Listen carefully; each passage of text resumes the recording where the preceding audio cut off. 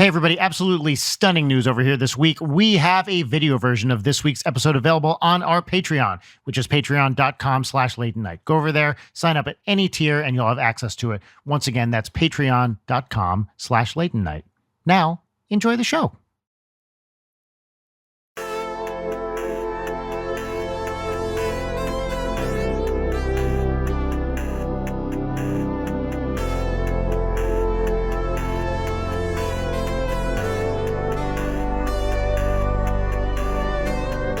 You guys were having a discussion before I popped on here that I only caught part of. What's happening? Yeah, we're both from North Jersey. We're both from North Jersey. Oh. Which means, of course, we share a special bond of Movie City in Teaneck, which is Satchell. So you grew up in Teaneck? Yeah. So this was a place, I was telling Satchell, when I was growing up, I would see the ads for Movie City in the paper for the movies that were 4 months out of date. You missed them in the theater, and I would beg my mother, please let me go to Teaneck, which was like an hour away, maybe 45 minutes or something. It wasn't super close from where we lived. And she was always just like, I'm not, it's too far. That movie is terrible. You don't want to go see it. There were a lot of movies that was my only chance. You could see it, just as they were about to fade out of release. And then that was it. Yeah, my friends and I, we used to ride our bikes there because it was just so easy to because it was kind of like the place where movies went to die before you had to wait for VHS or whatever. There was $5 to you could totally use allowance money to get in, or yes, if the right people were working there, they didn't care if you just you just walked in. Yeah, there was a place like that in Paramus too. I used to go, which was way after everything else. Oh, yes. Right? Oh my gosh, I forgot what it's called. It changed owners so many times. Obviously now it's at AMC. Yeah. Totally used to go there. That place was great. Had a good arcade too. Yeah, there was the big one, the Cineplex Odeon. Is that the one you were talking about? Yeah. Yeah. I mean, I can remember so many specific movies I saw there. Crouching Tiger, Hidden Dragon, Ghostbusters 2, Fargo, all in the theater. That was one of my favorite. It was kind of in this corner, right? In that little it was mall. Just kind of sequestered off of everything, tucked behind a highway. Yep. And for me, that's where all of my friends went. It was big enough that people would hang out on those big steps that were outside, Yes. Or yep. Even if you didn't have a movie to watch, or if you just got out, people would stick around for a couple of hours. It was a good place to hang. Oh yeah, I love that theater. God, I mean, I probably saw 100 movies there. And you're right, that arcade was incredible. A legit great arcade. I talk about the arcade in the movie theater, just the entire idea of it to other people. And they're like, that's not a common thing. Really? My theater didn't have a bunch of cool shit in it. It had maybe one Cruisin' USA or something. And that was it. Oh, yeah. You know what I mean? I remember, I feel like maybe they had Pac-Mania, which was that weird 3D Pac-Man game that came out briefly. But I can remember wanting to go to that theater early just to play video games. This is probably in the late 80s or something like that. Yeah, but wait, is that a Jersey thing? Arcades in movie theaters? No way. It wasn't a good arcade, but there was a pretty sizable arcade in a Carmike Cinemas back home. It was the shittier of the movie theaters. It was right next to a Sonic. So it was always exciting to go see your shitty movie and then go to Sonic, which it's about the experience. It's not about the food. That's right. So were you a big Garden State Plaza guy growing up, Satchell? Yeah. Wow. Okay. We're going there. Yeah. We're going there right away.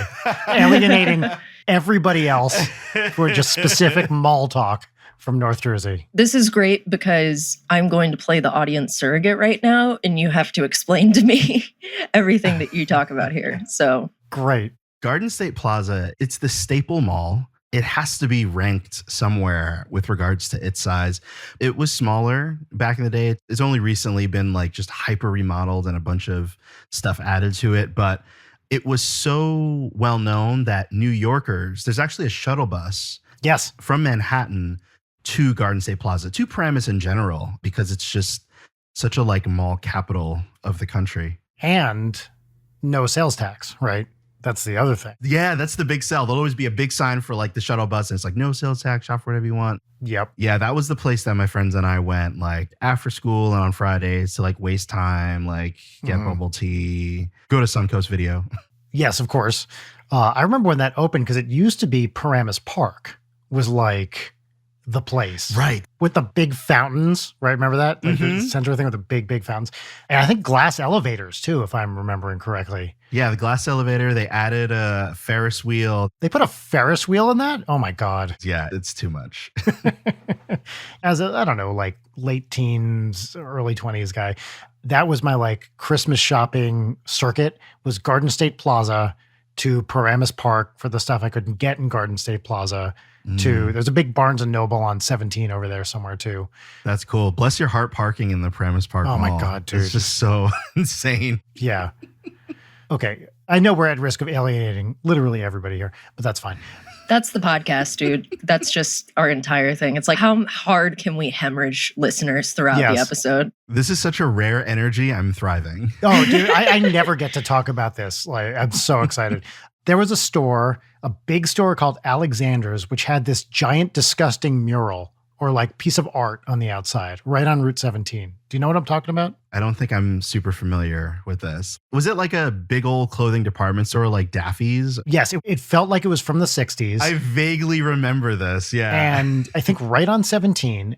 And when I was little, I used to love this place because Alexander is my middle name. And as a little kid, I would be like, oh, you know, it's like named after me or some shit. Brian, I don't think I knew your middle name. I feel like I just really? never, ever considered it. Yeah. Do I know yours? What is it? The? I'm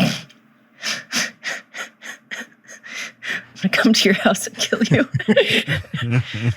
Yeah. So anyway, thank you for derailing that storyline. You're welcome. I remember seeing this thing. It was like an old 60s department store and it had this piece of artwork. It was huge. It took up like the whole wall. You could see it from Route 17. I'm saying Route 17, but it might be Route 4. And I remember hating this thing. It's calling it a mural, but it's not a mural. It was some just gigantic piece of like real splotchy random colors. Huh. Okay, I got to Google this. I feel like my parents would talk about it all the time. Alexander's Paramus artwork outside. I found it. You found it? I need to see this. Hit us. Yep, there it is. Oh, I guess it is a mural. It's an iconic mural. I think I remember this. Right? In Carlstadt, New Jersey. I remember looking at this thing growing up and being like, what the fuck? It's supposed to be a mammoth in mothballs. Okay. All right. Okay, this style of art does literally nothing for me. It feels like some 60s bullshit, basically. It doesn't inspire commerce. No. Leighton, as an artist, what is your take on this thing? It's perfectly non-offensive, which is what you want a corporate mural to be. Is this artist famous? Stefan Knapp. And it's from 1961. And, according, I'm reading this Times article, it incited, quote, strong responses. Oh, this artist has some other fun stuff that isn't that. There's some orbs. Mm-hmm. I love an orb. His other stuff's kind of fun. I love talking about things the audience can't see. Yeah. Here's my other memory of that stretch of Paramus. There was a weird little Mexican restaurant called the Fiesta Hut. This I don't remember. Or wait. So there were two that were similar. One was called the Taco Pit. The other was the Fiesta Hut. And I think they were the same owners. The Taco Pit? Yeah. One was in Kinnelon and one was in Paramus. And we used to love this place. And it was like the gringoiest Mexican food, you know, hard shell tacos, that kind of stuff. But it was a family favorite growing up. All right. That's probably in the years between us then, the Fiesta Hut. And the Taco Pit. Can't forget the Taco Pit. Cannot let go of the Taco Pit mentally. Just any restaurant with the word with pit. the word pit in the title. Go to the pit. Go to the burger pit. I don't want to go to any pit of food.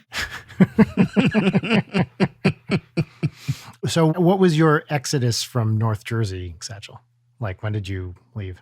I guess that was when I graduated college. So I went to TCNJ. I was in Ewing, New Jersey, Central Jersey. Nice. It was always kind of a half an hour from Philly. And at the time, I was studying art. And we would always go out to Philly for museums and stuff. And a lot of the stuff that I liked was there, a lot of stuff I was into, made some friendships. I figured after I graduated, I'd move there, be there for a bit. And then after that, moved up to New York to just continue career stuff, and still am sort of very involved in like design. So New York seemed like a great place to sort of return to, especially just growing up with the knowledge. I kind of had a bit of a dual citizenship situation, just because my family is kind of based out of Brooklyn as well, and would always kind of go back and forth, and I would go on weekends to like hang out. So Nice. it all just sort of made sense. Lived there for a bit.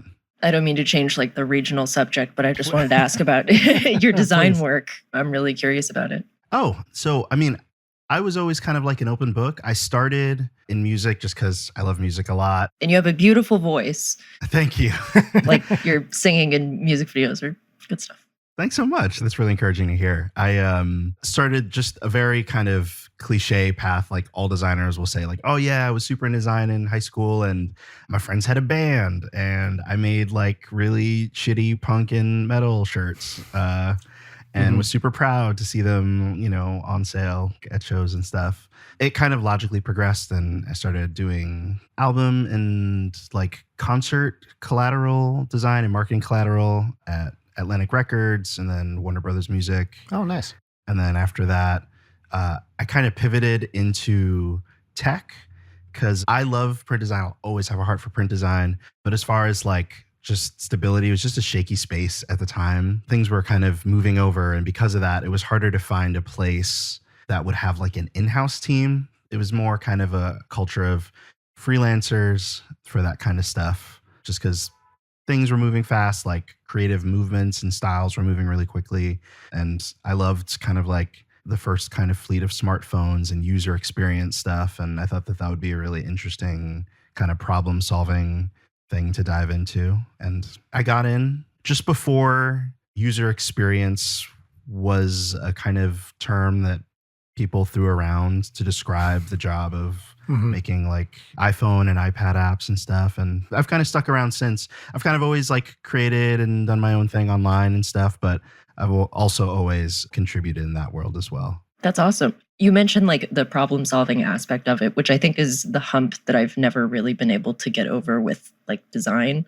Because, you know, you go to art school and you kind of figure out things, and I'm so much more on the like illustrator side. But I'm really curious how you tackle visual problem solving, because I feel like everybody has such a different approach to that. I mean, it's also so dependent on like what you're doing it for, but For sure, yeah. One big thing is definitely who you're doing it for and like what they believe in. design goals and Yeah, it's interesting how married to worldview it is. But I guess something that I kind of err towards enjoying is sort of, you know, questions around accessibility. Can everybody kind of like have a problem-free time with this?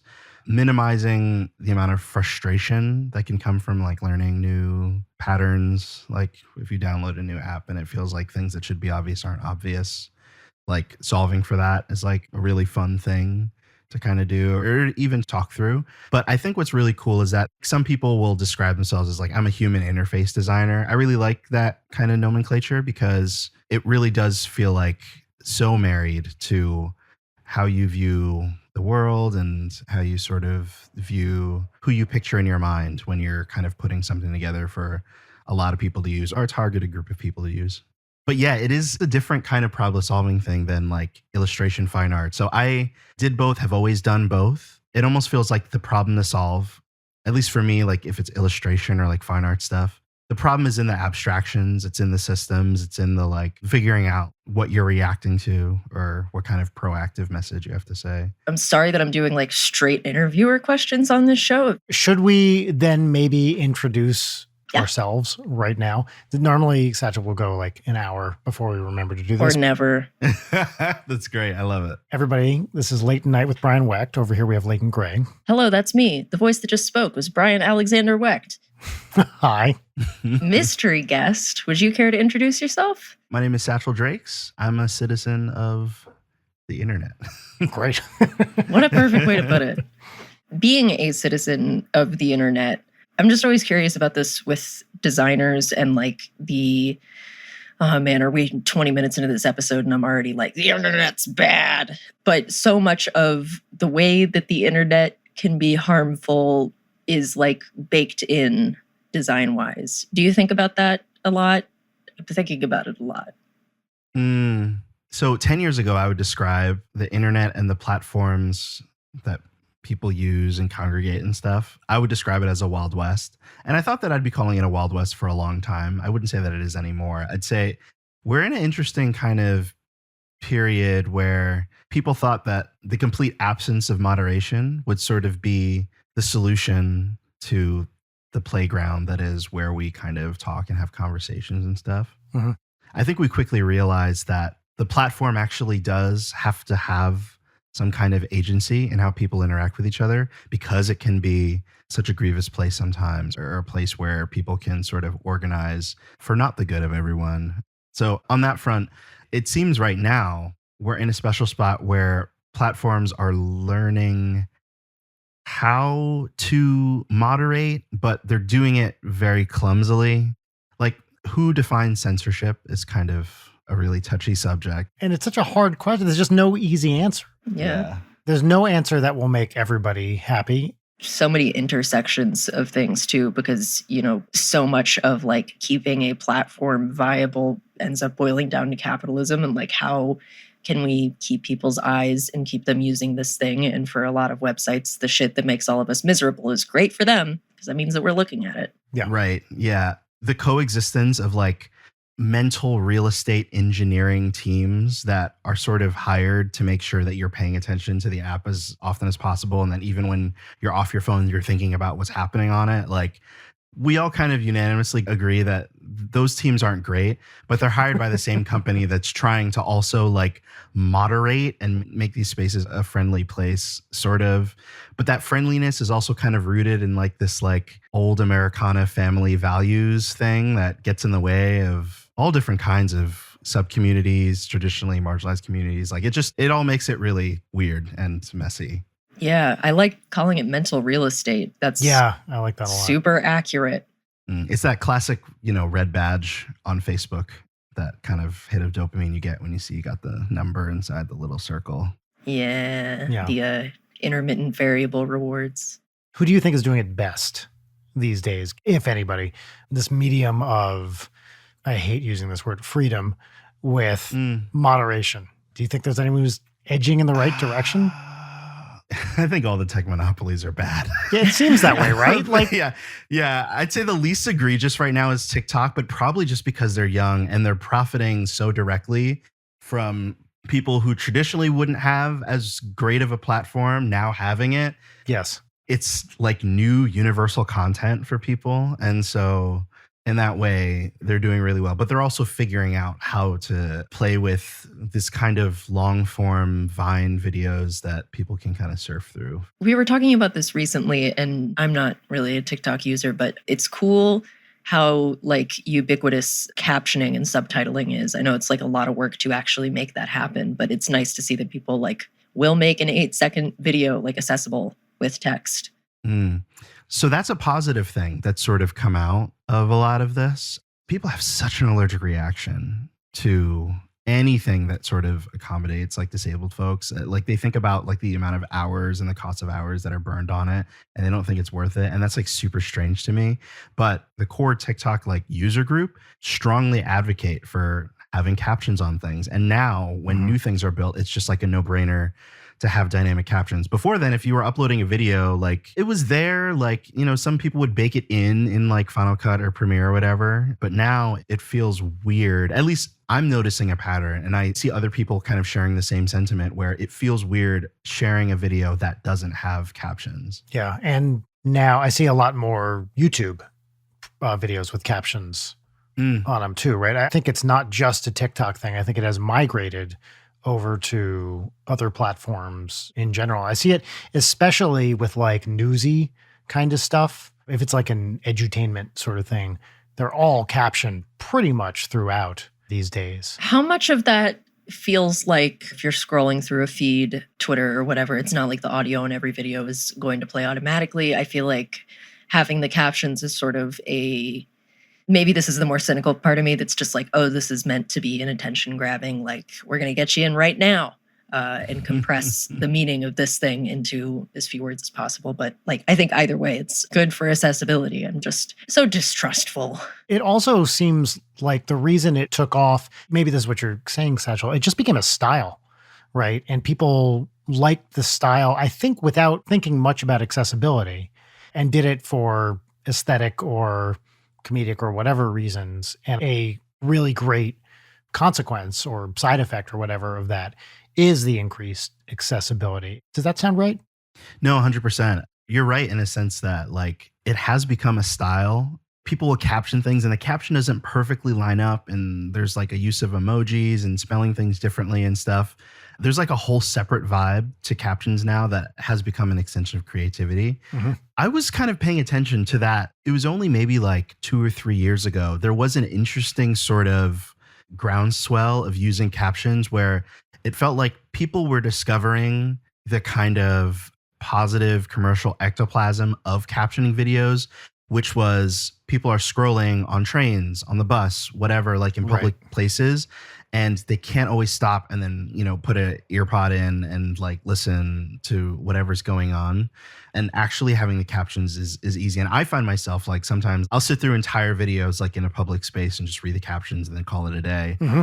Me too. It seems like it like happened after and at the same time in a weird way. With tech stuff, it almost feels like propagation. Like it's just bouncing all over the place and hard to find the place of origin. That's right. But yeah, definitely there are like multiple reasons that it actually became beneficial. And now it seems like it's here to stay. Yeah, it totally does. It's just everywhere. Do you have a TikTok and stuff like that? Or are you just a lurker? I do, but not in like a aggressively creating kind of way. Mostly a lurker. Like I mostly just kind of scroll, but TikTok is so unpretentious. Yes. That it's such a convenient dumping ground for different ideas and things that I want to make or share that I just do it and I don't think about it. There's this thing where like you start using TikTok for a while and like posting on Instagram starts feeling embarrassing. Like you start thinking about like, I'm so embarrassed using Instagram, and I use it. And you share it and you're just like, what am I doing? You're thinking about like, oh, this person's going to see this. Like, I'm just going through the same, like, sort of like syntax of thoughts or whatever. And TikTok just doesn't have that because people are like, no, you're not a finished product. Just put it. You had a thought. All right, it's there, whatever. Yeah. And people don't punish you or like unfollow because your video isn't interesting. It's a little less like a performance review every time you decide to share something, and more like you have a constant line of communication, and sometimes things hit. A lot of people resonate with it and sometimes they don't. And that's just kind of a part of being a person that's constantly making stuff. That's interesting. It's the first time I've really seen an inflection like that on like a social platform. And it's interesting to watch and kind of participate in that way. Totally. The other thing that strikes me as very interesting about TikTok, I just signed up for it, I don't know, 6 months ago or something like that, after resisting it for whatever, a couple years. And when you first start using it, you're like, what the fuck is going on? It is so bad. Unless you're following specific people, when you just go to that For You page the first time, I was just like, why am I here? This is, I don't want to do this. And then I had a couple friends say, in what feels like a very dystopian way, no, just keep using it. And I was like, I don't think I like that. It'll figure you out. Yeah, totally. It'll figure you out. Dude, but doesn't it? It gets weirdly specific. It totally does. And so I started following like science people and music people and things like that. And pretty soon the like weird right-wing memes or whatever that were getting recommended to me before totally vanished. And now it's just a bunch of like science stuff and music stuff and things like that. But it took me a while to see the utility of it and just to find the really good stuff and basically make the other stuff vanish. That feels very different than, let's say, any of the other big ones, Twitter, Instagram, whatever, where you just start by following people. Like you literally pick who to follow right away. And you're not really going to see much. I mean, maybe now you'll see a few recommended things, but you're not going to see much unless you choose who to follow. Whereas you can just sign up for TikTok and it starts throwing videos at you. That's a really interesting and unique behavior. I don't know if there's been a platform prior to TikTok where You have the option to scroll through just the videos of the people you're following, but most people don't. Most people do Right. scroll through like the discovery page. But when you think about the Instagram discovery page, I can't think of something more inaccurate. No, it's terrible. Creepy. It's the kind of thing occasionally I like swipe over there by accident on Instagram. And I'm like, why am I here? I hate all of this. It feels like offensive. Like, oh, this is the read that you got on me based on me barely using this app? Right. This is what you think I want to see? 100%. It started recommending like a bunch of pinup girls to me, Nice. which is not offensive or anything, but I was like, is this what my main focus is? I don't think so, but okay, is what you said, Layton. Why do you think this about me? Yeah. There are a lot of terrifying mirrors that websites and data throw at you. One is like the image that other people have of you. Then there's like what image the data has of you, and like the predictive nature of it all, of like, it's the thing that we've spoken about before of like your phone isn't listening to you. It's just already so deep that it knows what you're going to look for before you look for it. It terrifies me a good bit. And there's something about like TikTok with the way that it feels so much more immediate. Like thinking about Instagram compared to TikTok feels like putting things in like a plastic box. Like this is my display case for Instagram, where it seems like with my minimal knowledge of it, that TikTok is way more fluid. It almost feels like a nervous system that everyone's just kind of like this exchange and dumping things out and trying things, whereas Instagram feels really terribly static. Yes. And TikTok feels way more collaborative than anywhere else. Like baked in. 100% because of the stitching and the duets and everything. That was one of the real appeals to me, is it's great for music precisely because of these features. I was not on Musical.ly at all, so I don't know what was part of that and what was new to TikTok. But certainly, basically from the inception of TikTok, if not before, it was sort of built for creating music together, which it does really well. Or for dancing to your dying grandfather, which is always just going to be my favorite remnant of Musical.ly. You know, the one where the kid's like in front of his... No, I don't know this one. What is this? Oh, this was like the one thing that I knew about Musical.ly or TikTok. It's 15 seconds that started going full blast, and now cannot hear anything except a ringing. There it is. It's 15 seconds. It's this thing. All right, I'm going to watch this right now. I can Oh my not. God. I can not today. Wow. I want to unknow that. I'm sorry. I mean, it's the kind of thing that reads like a joke, right? But it... Oh. I think that was the video that was my very first awareness of Musical.ly or whatever. And then once it Christ. morphed into TikTok, that was the only thing that stayed in my head. So, you know, it has a small little stake of mental real estate in my mind. Oh, this poor idiot kid. That poor grandpa. Okay, I think I've recovered. I created like a pocket of a bummer, and I'm sorry. No, you're good. I'm definitely not bummed out. I'm just like more puzzled than anything. So an Instagram thing I was thinking about just yesterday, I posted a very, very gentle thing that I sent to Leighton, just reminding people that there was an election in California. And stating how you voted in said election. It said, if you're a California voter, vote in the recall election. Parenthetical, I voted no. And the toxicity of the comments was intense in such a way where I was like, on Instagram? Not on Twitter. I posted basically the same thing on Twitter. Like literally the Instagram post was a picture of my tweet about the same thing. Twitter comments, there wasn't much there. Instagram went off. And I was very puzzled by that. Not that negativity exists on Instagram. Like, of course it does. But just that where I thought if any community reacts to this, it's going to be Twitter people, basically because of shareability. Maybe it's just that expectation of what you tweeted is a very Twitter thing to tweet. It's not a very Instagram thing to share. As evidenced by the fact that I Instagrammed a picture of a tweet. So No. like, I mean, taken aback is the wrong word. I was just like, oh, wow, I guess this is where this argument's going down. There's something so particularly terrible about when people get into arguments with each other under your post, because A, it's stressful for you because then it's usually about you or what you have said. But then there's the additional element of like, Man, people are like having shitty moments in their day because they're arguing with each other on the comments of this thing that I have to keep getting notifications every time they throw a dunk on. Like, Yeah. no, thank you. And the other thing is with Instagram arguments, the threading sucks Yeah. on it. So you can never tell who is really responding to what.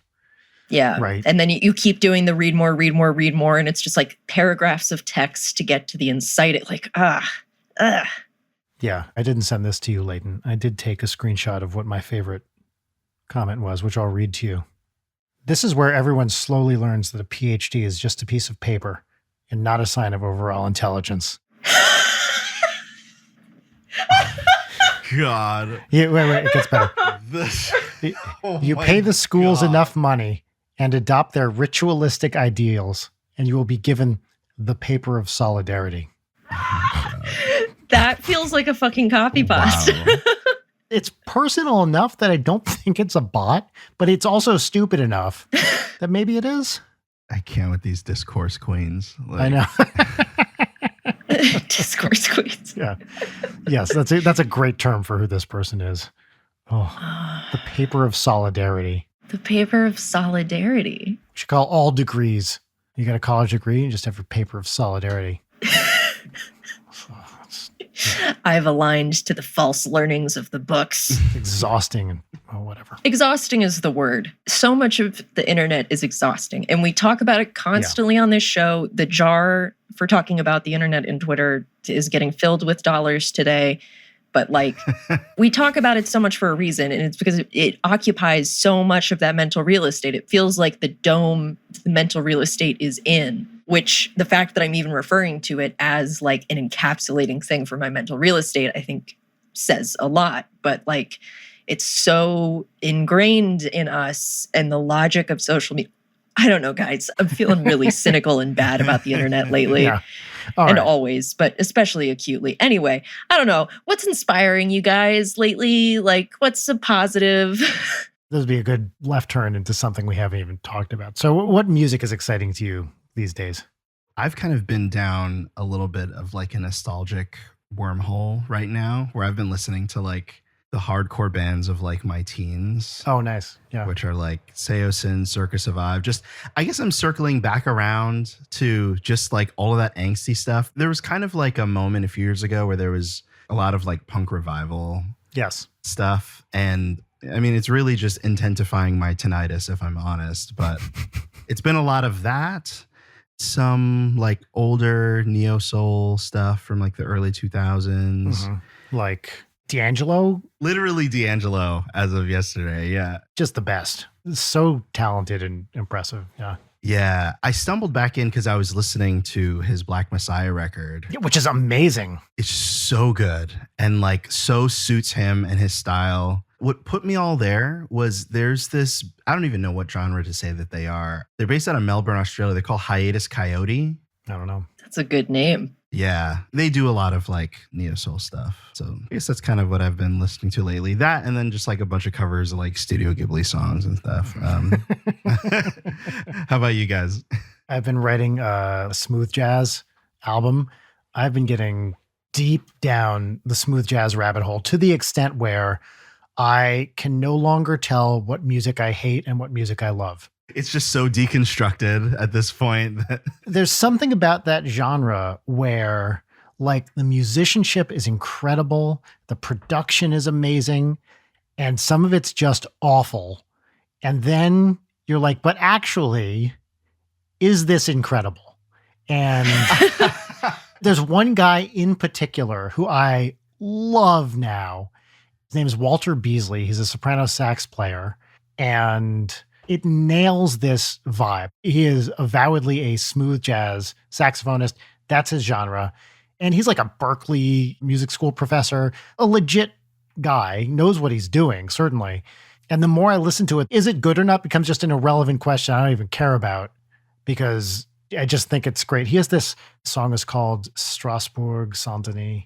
It's just great production, basically just a groove that goes on for 4 minutes and then stops.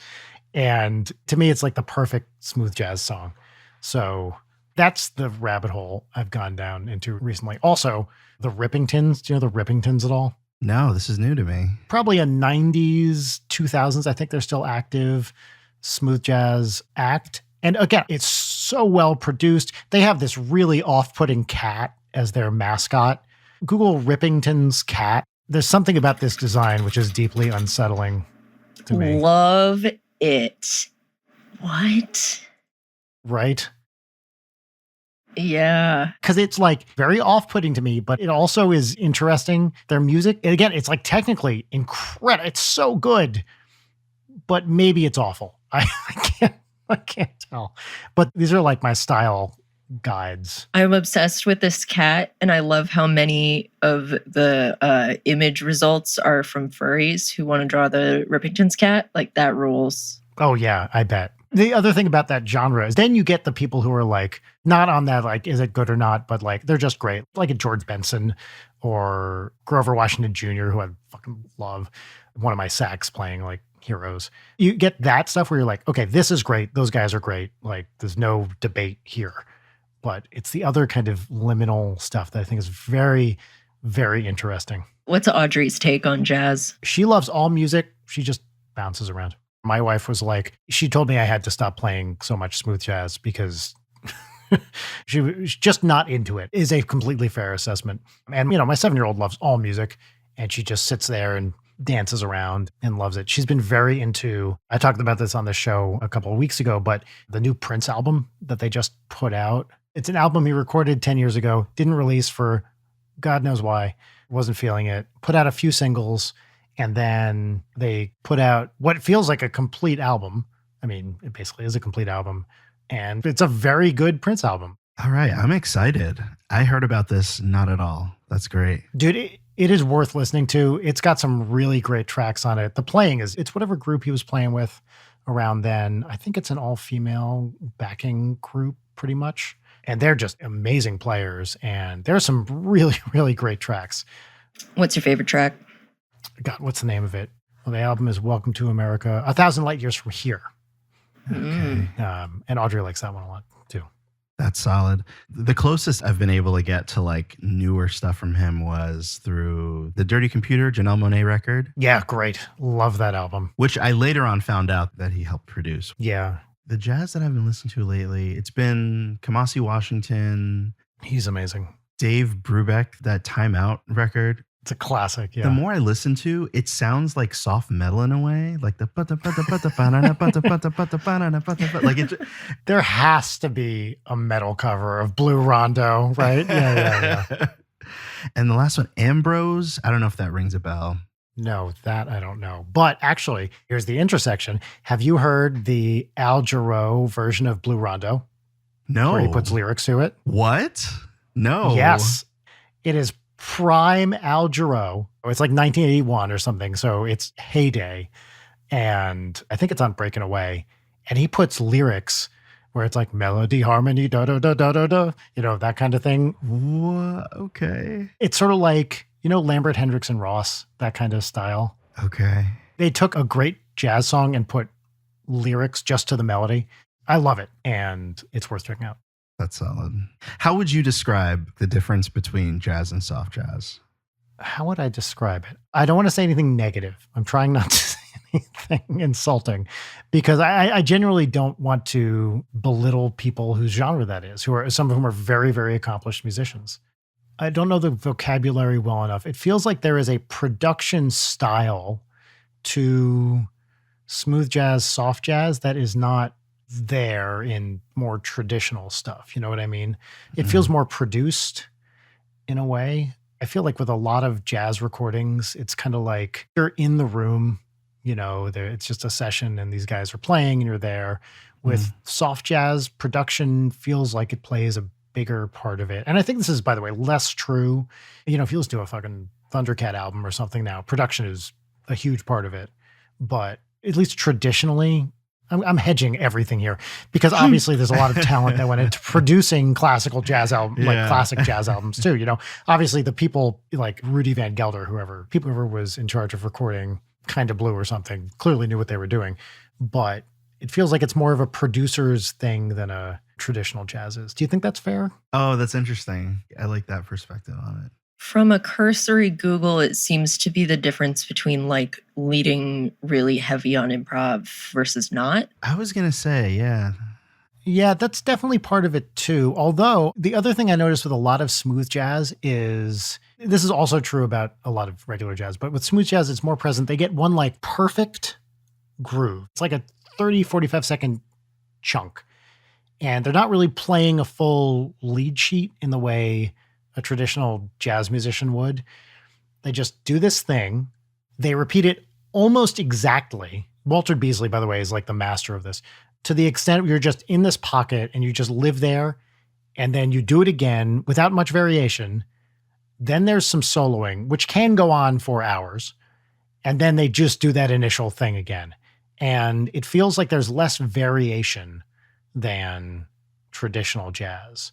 It's like the focus on creating the smooth vibe. Yes, I think that's a big part of it. And the solos are typically not as the first word my brain reached for was accomplished, but that's unfair. Let's see, maybe typically not as complicated as a traditional thing.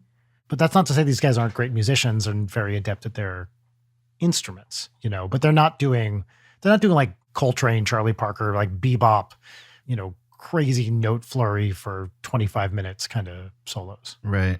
Yeah. What would you say? I have a hard time as well, particularly because I have such a limited sonic vocabulary in a lot of ways. The best words I could put to it is like, they just seem like they have entirely different personhoods in a way, I guess. That's all I got. Yeah. I only have like abstractions for that kind of stuff. Like, I feel like I'm less inclined to come across a smooth jazz record that does what this most recent sort of Ambrose record I listened to, where the seams of where one track starts and ends aren't really clear. And I can resonate with what you're saying, where I'm not entirely sure what I'm listening to, but I keep putting the record on and then just letting it spin until it's time to turn the side. I don't know any other way to sort of differentiate. Maybe that's a beautiful thing. I think it's definitely a plus. I think another element of it is, I hope this doesn't get me in trouble. Traditional jazz feels intellectual in a way smooth jazz does not. Jazz feels like it's created by nerds in a way that smooth jazz doesn't. It's more mathy. Yeah. Right? I mean, that's because when you think about like someone like Coltrane, I mean, it's all patterns and, getting into the nitty gritty of how everything works. And I don't know if he thought mathematically, although I suspect he did, but it feels very geeky and intellectual. And smooth jazz to me feels like we're just vibing. We're here and we're having a good time and we got it and we feel good. As somebody who knows nothing about jazz, this is fascinating. I see the struggle in like trying to delicately describe the differences, because what I want to say, which is just sort of like a very quick reductive thing, is like, I feel like smooth jazz has a home on elevators and in cafes. 100%. But oh my gosh, I realize what I'm saying when I say that, and it's like, that's not what I mean, but kind of what I mean. Like, I don't know. Dude, yes, absolutely. Also, I don't want to belittle anyone's taste. There are people who, I mean, it's like their whole being, and not just people listening to it, people making it. And that is in no way less than like, a bebop player or something like that. Yeah. Even though I suspect if you asked a bebop type, I mean, that's such an outdated term, but you know what I mean? Like a more traditional jazz musician, what they thought of smooth jazz, I don't think they would have nice things to say, mostly. But maybe this is also changing. Like Thundercat did this song with Michael McDonald and Kenny Loggins. Clearly the guy loves yacht rock, soft rock, that kind of stuff. It's clearly very important to him. He's not super young, but he's of a younger generation of jazz musicians. And he clearly loves this stuff. So maybe that's an older person thing, is to really draw this hard line between traditional and smooth jazz. By the way, I keep wanting to say hard jazz and soft jazz. Hard jazz, baby. Hard jazz. People do say hard bop for like some of the hardcore bebop stuff. But I feel like all things, as younger people come in, they don't really care about definitions as much. They just like what they like. And then things get fused together and get better. That much is true. Yeah. When you're working, especially with design stuff, are you a podcasty person or a more music-y person when you're working? I mix it up. I probably listen to music a bit more. Design music stuff is usually opportunity to listen to things that I normally wouldn't, or if there's something new to like give it a shot. I really like radio. I hope radio never goes anywhere. Yes. There's just something to it, and you feel kind of localized and connected in a way that I never want to let go of. But usually more music. Yeah, totally agree with you about radio.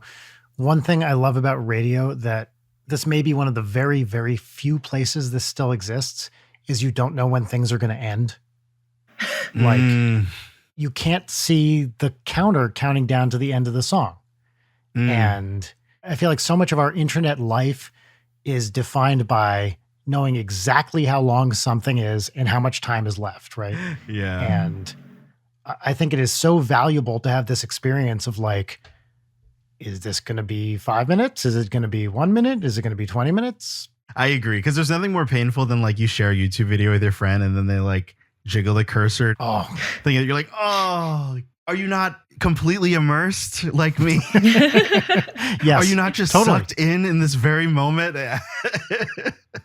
This is probably overreaching, but to me, it just emphasizes my mortality. Every time I see this counter, like counting down, going down, it's like, all right, you know, getting older. I'm going to count my life not in coffee spoons, but in episodes of this show as I watch the clock slowly tick down. 100%. To me, it was a big transition to everything I consume now. I know how long it is. I love that radio, you know, lets me not worry about that. It's the vibe. They're curating a vibe, and you're going to sit and you're going, endure isn't the right word, but it's less of an immediacy. Like, let me measure out and chunk out my content on my lunch break or commute or whatever. You escape the algorithm a little bit. The constant beefing up of your paper trail and your footprint on everything. What's weird is like, I am now re-romanticizing stuff that was so egregious when I didn't have a choice, where like, you know, I'm at the will of the DJ. And like, so I listen to WXPN. They're based out of Philadelphia. It's kind of like a user supported, like vinyl only radio. And like the DJ, like for whatever reason, this season has this affinity in the mornings with Red Hot Chili Peppers.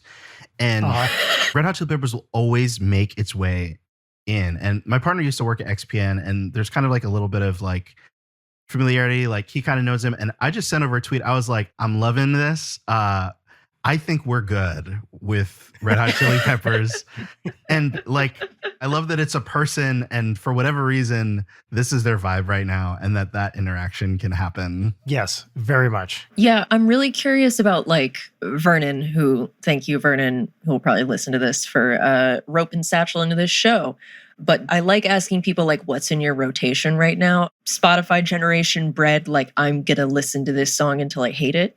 But usually, like, you got a few songs in your rotations that you keep gravitating towards. And I think part of the appeal of the radio stuff is that you're being folded in to somebody else's rotation. Yes, definitely. I say that as a non-radio listener, but it's fun. Should we do segments? Yes, I would love to do segments. Okay, so our first segment is our pop culture recommendation segment, which we've done a lot of with music already, but that's fine. That's just kind of what the show is. We get to recommend another thing in pop culture that we like, a book, movie, TV, video game, etc. The segment is called What's Poppin', and the theme song goes here. Now we add it in post, so you're not going to hear it. What's poppin'?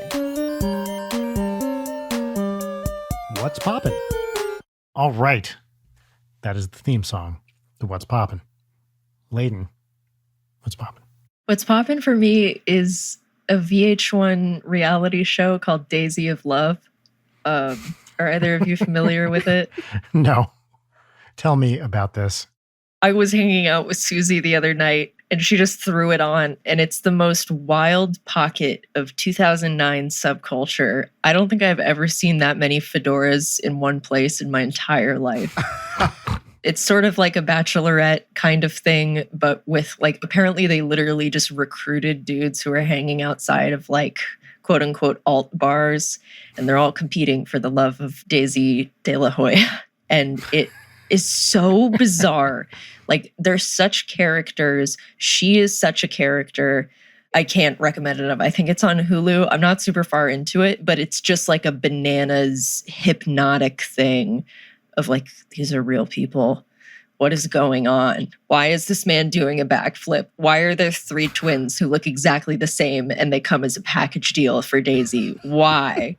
Do you watch anything else like this? No. This feels like a very not you thing. It feels like going to the zoo, kind of. Oh, I'm stealing that. I love that. That's the best way to put it. That's how I've heard people describe like the TikTok Explore page. It's just like taking a little peek. But yeah, that's what's popping for me, because otherwise it would just be me recommending the original CSI, which I've been watching obsessively as my quote unquote nothing content lately. Because there are only 1,000 episodes of it. Yeah. God, I don't mean to talk about CSI, but I got to the episode in season 2 that's meant as the springboard for CSI Miami. And I didn't realize that that's how that show got set up, that they were like, we're just going to shove a CSI Miami pilot into this. So when David Caruso just like suddenly shows up, it was wild. Felt pretty craven. Apparently William Peterson and Marjorie Helgenberger were both like, can you guys like wait a couple of seasons to do a spinoff and not do it like right now on season 2?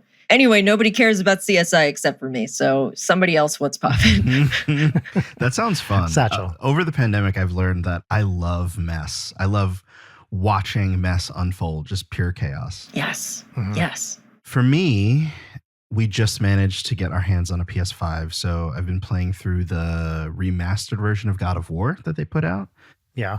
It's my first time through, and it's been so much fun. I'd been kind of looking for media with just cozy environments to bring in the fall, and God of War was not on my checklist for that, but their whole rebrand is just something else. The rebrand from Greek to Norse mythology was like the best thing they ever did. It like introduces this cross-genre fantasy and forestry and elven technology and stuff, and I just find myself kind of spending time like in that game, and it's been like just wonderful. Have you guys played? Or I have not, but it's nice to hear that. Yeah. Knowing pretty much nothing about God of War, it's nice to hear that it has the vibes. I love when you find a game like that, you find the thing to do where you're wandering around and it's just nice, you know?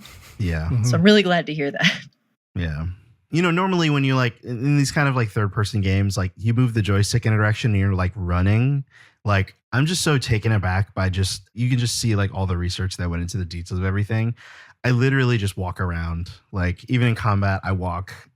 It's been really interesting. How the hell did you get a PS5? Like, did you just luck into it, or did you have a connection somewhere? So here's the weird thing. My partner Sky and I, like, we both wanted one since last year, and we were like, we both same. agreed, like, you just want to walk in the store and get one, right? Like, you don't want to do this whole thing. I don't want to wait for it to drop and Yeah, and do all the following. So we were like, we'll walk in the store. A year later, it's equally as scarce as the year before. Yes, right. I just signed up for the GameStop Power Up rewards thing. Oh yeah. And I don't know why more people don't do this. They literally just email you like 2 hours and they're just like, we have stock. It's going up at this specific time. I signed up. The next day, I got an email saying, hey, it's going up. I actually signed in late, like 15 minutes after they put it up. Followed the link. It said it was there. I added to the cart. I was like, I guess I'll get it. And then I got it. That is the easiest PS5 story I've ever heard. Yeah. Like, You don't have to cross a bridge and go through the taco pit and Yeah. you know, get arrows fired at you. That's right. I knew people were like checking their phone, you know, following these Twitter accounts and like, Yeah. it's just, I don't have time for that shit. Like, I'm going to have to do that because I also have wanted one. Actually, for a while, I didn't buy a DVD player like 2 years ago because I was like, oh, you know what? I'll just get the new PS5 when it comes out. And they hadn't even like totally confirmed it yet. And that was maybe the dumbest idea I've ever had in terms of how to get a DVD player because I still don't have one. Oh yeah, I watched my Criterions on my ancient PS3. Yeah. You want a PS5? Is there a game specifically that you're really excited for? Well, I heard great things. I've never played a Ratchet and Clank game, and I heard really good things about the new one. Gene Park, a former guest on the show, gaming reporter for the Washington Post, was talking about that. And people say Returned is also great. but I mainly just want a DVD player and figured I should get a. It would be so much easier to just buy a DVD. Look, I'm a Leighton. If you think I don't know that, believe me, I'm very aware that I could literally just go buy a DVD player, probably for not that much money. Certainly not $500. Yeah. Okay, so if you really want a PS5, all you have to do is go to the store and buy a DVD player, and you will find a PS5 the next day. That's exactly how the universe works. I'm sure that's how it's going to go. Yeah. Wait, so Satchel, what are you most excited for PS5?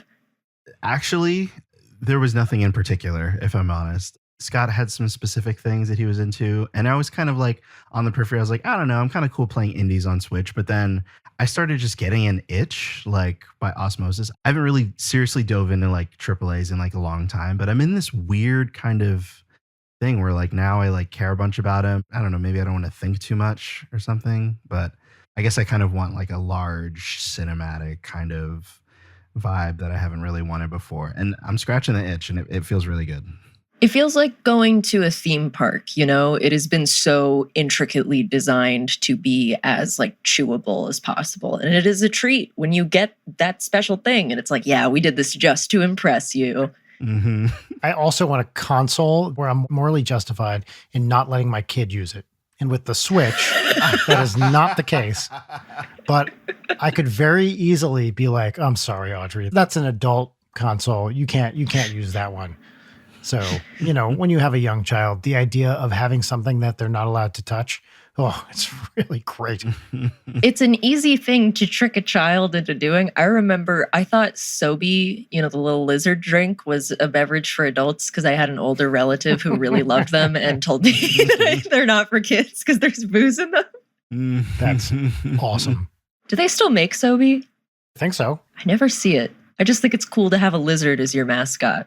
Maybe it's a new logo. I keep thinking of like the tribal tattoo, like Yes. style Sobe Yes. logo. Yes, totally. It's probably like Helvetica now or something. Lowercase Helvetica, that's what I was going to say. Yeah.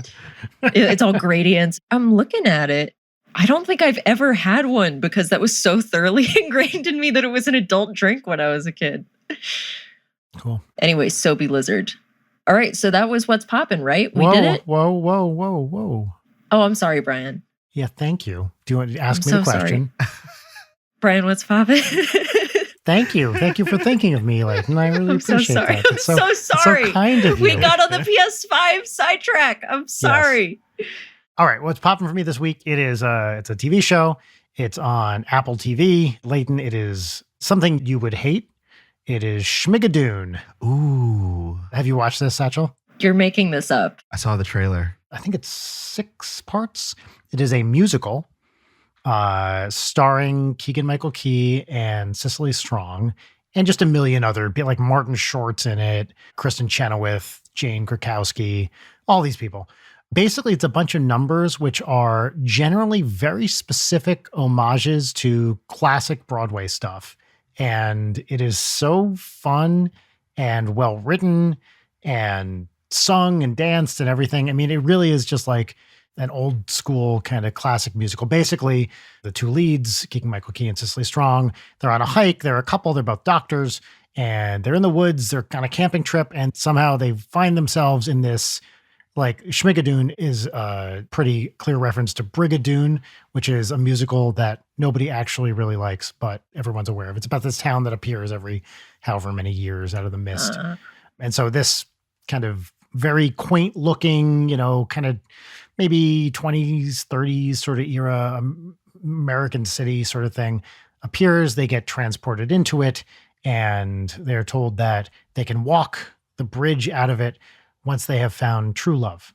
And it's a very corny setup as it's intended to be. And I just thought it was a really fun and classic musical kind of thing that you don't see too much of these days. I love both the leads. Key is amazing. Strong is amazing. Like she's a great singer. He's a terrible singer and a terrible dancer, and he knows it. And Hell yeah. Part of his character is refusing to sing and hating musicals. I believe he said at some point that the choreographer called him the worst dancer he'd ever seen, or something like that. So he's not a musical guy. He's obviously a very talented like actor, but not a singer or dancer.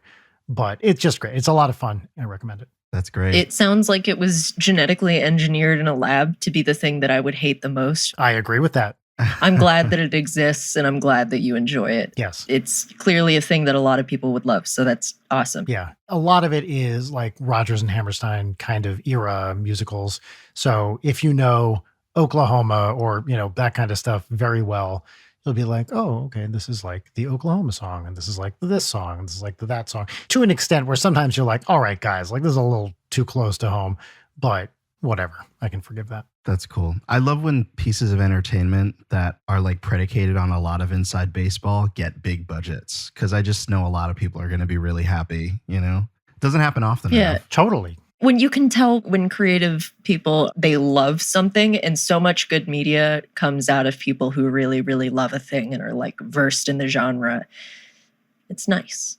Yes, totally agree. All right, final segment. Peaches and Lemons. It's a 3-part gratitude exercise and 1 part petty grousing, and the theme song goes here. Peaches and lemons. Peaches and lemons. Okay, that was the theme song for Peaches and Lemons. We will each start with a lemon, which is a thing that is a mild bummer or annoyance or whatever else.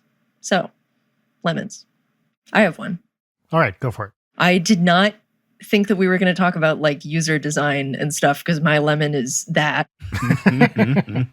Hulu, what the fuck are you guys doing? Yes. What the fuck? So bad. Wait, are we talking about the app? Yeah. I'm glad it's not just me. Okay, great. Because, I'm watching CSI on Hulu. There's a lot of stuff that I want to watch on Hulu. The syncing between devices. When I open up a show that I have been watching, I want it to start on the episode that I was just watching. I don't want you to take me to season 1. Why are you taking me to season 1 and putting me on the pilot? Why? I had a thing today with Hulu, not to jump on what you're saying, where I opened it on an iPad and I was signed in as myself. I double checked this 1,000 times. Literally nothing from my home screen was anything I had watched before. Why is it so hard to find the things that you are watching? I just want to see up top, this is what you were watching. Here's the episode that you were on. It feels like it was intentionally designed to piss me off. I could not agree more. It's just awful. And the fact that sometimes when you open the app, you can't do anything but start the episode that you were watching, or you hit the wrong thing. Like you see the home screen for a second, straight to the episode, and it's not even the episode you were watching. Yes. Get it together. That's my lemon. Somebody else lemon. So I have another tech one. This week, we just had an Apple keynote event. I wanted to say one thing that I hate is the completely justifiable incrementalism of technology. And by that, I just mean everything's basically just great now. We're kind of hitting a ceiling with new things. And it felt like there was kind of a wonder for the future in 2010 that's just not here anymore. Tech advancements are so married to science fiction from the 80s to the 2000s that we're kind of bone dry, just short of creating an actual Matrix. And I guess there was always a part of me that loved that kind of 90s cyberpunk future. Totally. But now we're there, and I'm realizing all the things that come with that. But then also, I've just normalized so much in technological advancements that I miss that wonder a little bit. Yeah, you forget how ubiquitous touchscreens are now versus, even 15 years ago. Touchscreens seemed like inaccessible magic, and now it's just I don't know, you tap some shit, use a bunch of fingers, and it does different stuff. I remember when a friend of mine got the first version of the iPad, I was like, what the fuck is this? Right? It felt impossible, to be blunt. I was I could not believe it. It did not feel real. You would go to a Best Buy just so you could play with the magical toys. Yeah. When the first iPhone came out, every phone manufacturer was it's not going to work. It's going to fail. There is no way that there is a battery that can just have a screen just be on and that be the primary thing you use all day. And then it just happened. Yeah. I never really looked back. Totally. Yeah. Brian? My lemon is mail. Why are we still getting mail? No one wants mail.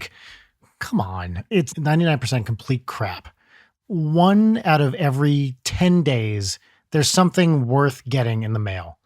And it just feels completely pointless and like an ecological disaster because it's just paper that I throw out.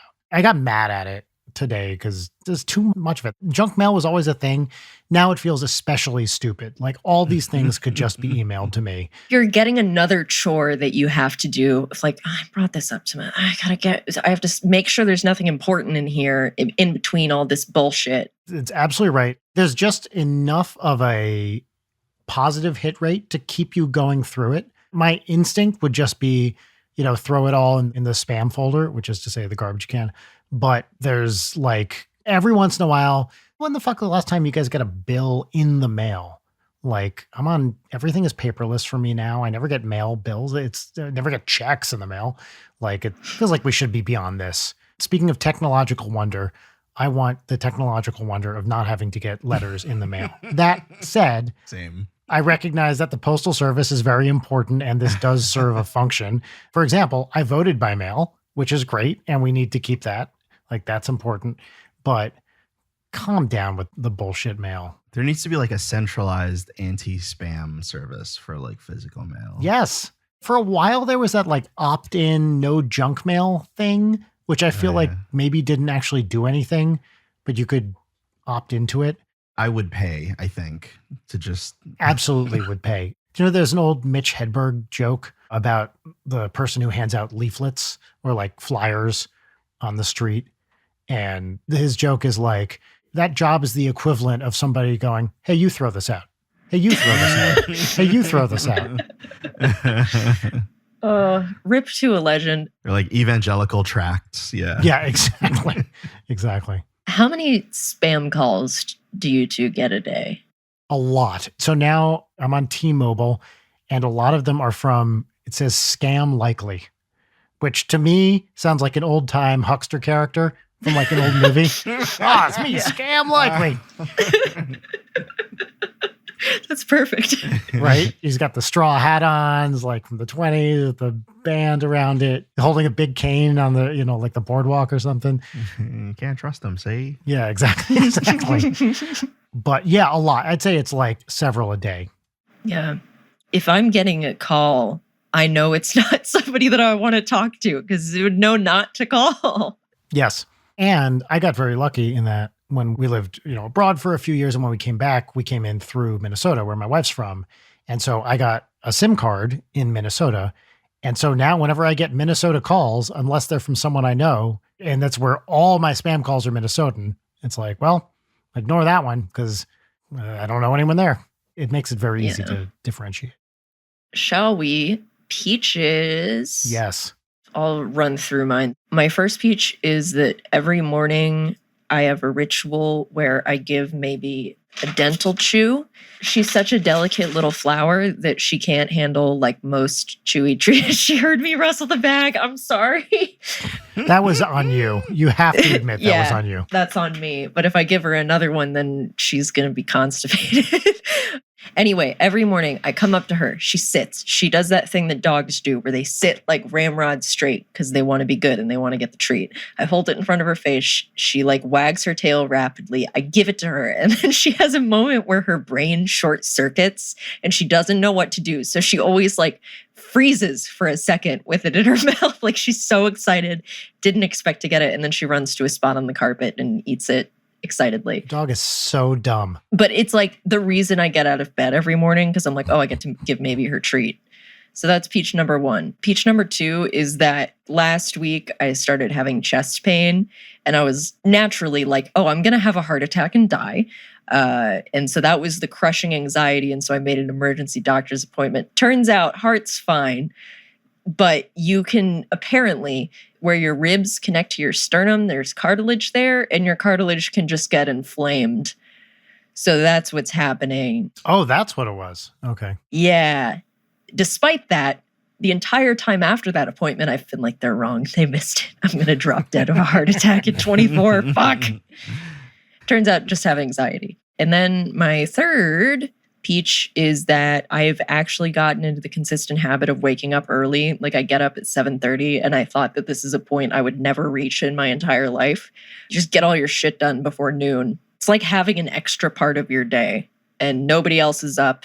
I always get up and like immediately go somewhere just so I'm awake. I'm loving it. I like not being a 2 a.m. sleep till noon bitch. This is way better. I love your description of 7:30 as a time when nobody else is up. That is maybe the most 24 thing I've ever heard. I know, but I mean, listen, in my neighborhood, nobody else is up. No, I completely get it. It's before the hipster rush, you know? Yep. So those are my peaches. Cool. Satchel? My first peach is bicycles, just them existing. I've been car free for a few years now. And Nice. since lockdown, I guess my bike has just come through in a lot of ways mentally.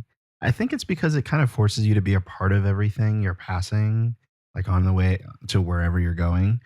I've been taking it easy since our move to Philly, but before then, I had a practice of riding along these cornfields to this county park that has like this shallow stream. And I just set up like a little folding chair and like read manga. It was just like a life-giving thing to do while it's still warm. Yeah. Are you a fixed gear or I don't know anything about bikes? It's like a e-shifter. You can like do manual kind of gear shifting, but it'll kind of measure based on like incline or whatever and like switch it up for you, and you can kind of set the sensitivity or whatever. Awesome. Yeah, but any bike's cool, you know. My second would be H Mart. Nice. Yeah. So if there's anyone listening who's unfamiliar, it's like this Korean national grocery chain. So I'm Taiwanese on my mother's side and spent some time growing up in like a predominantly Asian American community. And this store just Nice. forms a sturdy bridge to so many yummy, nostalgic, and discoverable things. The one in Philly is actually like the Mitsuya in LA with like a food court and all that other stuff. There's a Mitsuya in Edgewater in New Jersey as well. Just pre-marinated Korean barbecue, hot pot, shabu shabu, That's awesome. like snacks. What's your go-to snack? I usually like making like a quick little soup, like a quick little broth, just throwing a bunch of stuff in a pot. Feels like you're in like Breath of the Wild for 10 minutes. You know what I mean? Love it. Yeah. So this is this weird primordial thing. I guess it's homesteady. The third, I'm going to go with gay bars for two things: warm, intentional interactions and story moments. So by warm, intentional interactions, I mean like since coming here, I've like made friendships and found myself in hangout plans within the first month of being here. And I err towards introversion. Like I know enough about myself to know that I'm just not going to initiate a conversation with somebody, but I like showing up with a book or a journal to sketch in, and people will start a conversation or ring you in. And I've met so many wonderful people that way. By story moments, I mean sort of like the intergenerational context of just meeting tremendous people who have like either like seen or like survived the most interesting things. Earlier this week, I met this sweet couple who they've known each other since they were like 16 years old. Like they asked me like where I was coming from. I was like, oh yeah, I recently moved from New York, whatever. And like one of them was explaining like, you know, they were born and raised in Philly, but one of them lived in New York City in the West Village, right across from Stonewall while the riot happened. Holy shit. And it was so interesting the way that he was explaining. He was like, you know, I understand like the importance of the narrative, the way it's being told right now. And he was kind of explaining, you know, everyone says that Marsha P. Johnson like threw the first brick, but you know, she actually wasn't there. She was on the train like during that time. Like he's just telling me like his just like firsthand experience or whatever. He's like, it's on record that like she wasn't even there at all. And like people talk about it as like this sort of like riot that was like this random kind of eruption of people who can't take it anymore. And in some ways that was like the case, but there was actually like planning for like months of this like militant formation. This block that this bar is on, it's kind of like a half block. It used to be my favorite place to hang out. The kind of strip of buildings that it's on formed the shape of a triangle. And he was kind of explaining like people would like circle around that triangle and like overwhelm the police and all this other stuff. It was just really interesting to like hear somebody who was there for such a tremendous piece of history that people talk about every year and like kind of explain like where they land and stuff. And I would have never gotten that if I didn't just kind of show up and just kind of hung around or whatever. But that's sort of what I mean. Like part of it has just been belonging to a community again. And gay bars in particular were the first to reopen and require COVID vaccination back in Q1, since generally the clientele is like on board with, you know, just respecting each other. And, you know, Right. those would be my peaches. That's so great. Yeah, it's great. I feel like in queer spaces like that, there is, that sense of like automatic community. And it's so cool that like that intergenerational history is there too, just because we were talking about this a few episodes ago of just like how important those IRL queer spaces are. And I'm glad that gay bars have survived the pandemic. For sure. For sure. For sure. Like, Brian. Peach number 1. Leighton and I were guests on another podcast this week. One of my favorites called What's That From? It's 2 comedy type people talking about comedy, and they reached out and had us on, and we had a lovely chat with them, mostly about therapy. But I'm such a fan of their show, and it was flattering to be asked. I love that they asked both of us. Very flattering intro. It was very sweet. Yeah, they said very nice things about us on the episode that came out today. It was a great experience all the way around. And I felt like I met 2 really cool people I hadn't known before. So yeah, that was great. Peach number 2. My 7-year-old is getting into chess, and it is really fun to play with her. I mean, she sucks, let's be honest, at it, but she's 7. So that's not the point. The point is she knows all the pieces and can think a few moves ahead. And that's the main thing I'm trying to instill in her right now when we play. And I'm not, by the way, good at chess, like at all. I know essentially nothing about it, but I like playing it, and I'm trying to teach her, okay, if you do this, then what can I do? And then what can you do? So as long as she's exhibiting that kind of thinking, which she definitely is, and she has tricked me a few times, and she's getting better and better. She's going to be better than me in like 2 months. It's so much fun. And she got into it because her 2nd grade teacher, who she called, quote, the coolest person she's ever met, plays chess. And he taught the kids a little bit. And then we'd already been playing a little at home, but it's fun to have a kid around 7 or so, 6, 7. You're like, oh my God, this person is like smart now. Whoa. And you can start doing like actual things with them instead of like baby things. That's pretty cool. Yeah, it's a fun transition. And the other thing is, typically this would not be a peach, but it's been a while. I got my first haircut in an actual like barbershop since 2 years ago or whatever it was. And I'm not a huge fan of that whole process, but it was a thing. I was like, oh, this was cool. Actually, Audrey and I got our hair cut at the same time. So we sat next to each other in this little salon near our house while she talked to the person who was cutting her hair, and I talked to the person who was cutting mine. And so we had a little dad-daughter moment, and it was just nice to get back to a ritual that, I hadn't participated in for 18 months or something. Lovely. So, yeah. That's wonderful. Well, that is the show. Satchell, this has been such a treat to spend a whatever. This has been so good. You guys are so fun. You too. Yeah. Thank you for being here. Thanks for having me. Yeah. Is there anything in particular that you would like to plug, or where people can find you, or whatever else? Sure. So on Twitter, it's just Satchel Drakes. It'll be spelled out, I guess, wherever you get the podcast. I don't have a particular product, just kind of vibing, share photos and stuff, talk about stuff once in a while. I have a show with another creator named Alex Faciani, who is unendingly funny and completely wonderful. Good dude. It's called Nonprofit. Prophet spelled like Moses the prophet. It's a little play on words. And, we talk about basically anything, and we just kind of work through it. We just kind of discourse and have a good time. There's a first season out. Second season will be out at some point real soon. And then on Instagram, I'm a Okra Punk, and I do a series called Game and Swatch, where I guess it's kind of like a fusion of my 2 loves, video games and design. So I take people's favorite game box art by request, and I kind of break them down into minimal Pantone swatches. And it's a fun thing to do, and I get to interact with people and make some people happy. And yeah, that's it for me. They're really beautiful. Speaking of vibes, like, everyone go check that out. They're really cute. Thanks so much. Everyone, thank you so much for being here today to listen to this episode. I hope you all are doing well, vibing, thriving, surviving, flirty, fun, and fresh. Stay safe, come hard, fuck off, etc. That's the end of the show. Satchel, we have about 4 catchphrases that Leighton cycles through at the end of every show. I love all of them. All right. Bye-bye. Bye, everybody. Late Night is produced by Brian Wecht, Leighton Gray, and Jarek Centeno.